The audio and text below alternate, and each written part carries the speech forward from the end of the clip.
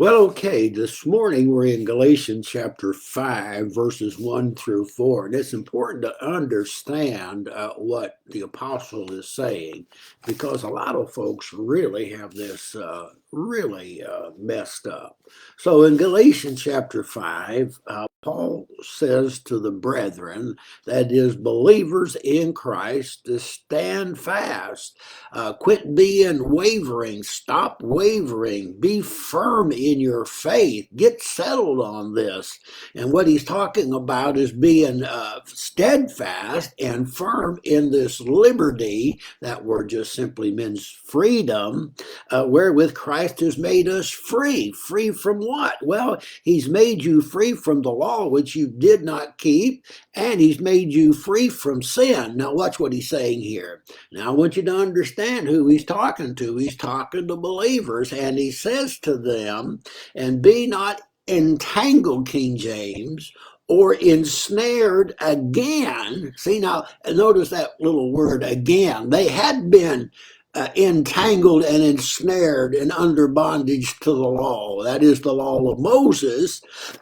Excuse me. And now he says you're in danger of being ensnared again. How unfortunate, isn't it?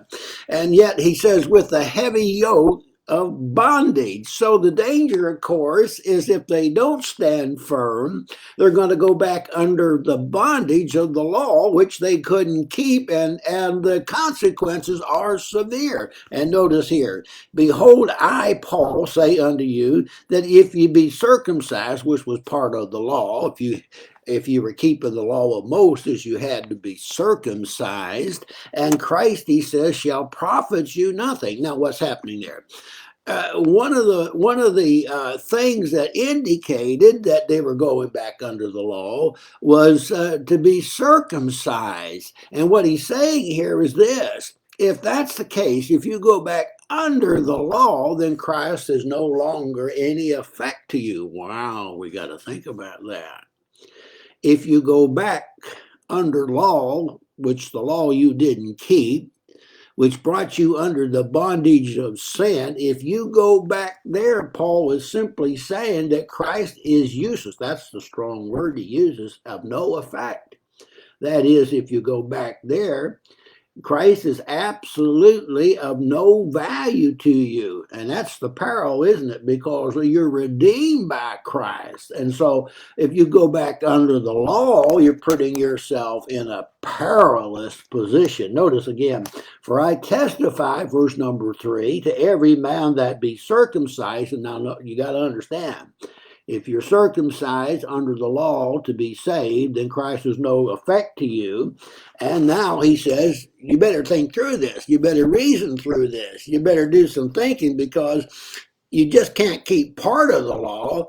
If you're going to go back under that law, you got to keep it all. That's simply what he's saying there. You're a debtor to the whole thing.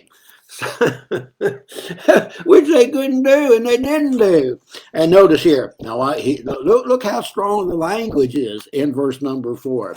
And Christ has become again of no effect. He's useless to you. And boy, you need Christ to be redeemed, don't you?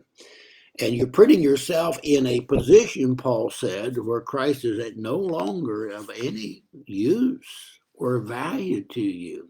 In other words, you're lost. And that's why he says this: those who are attempting to be justified by the law, in the King James says fallen, but the word's a little stronger.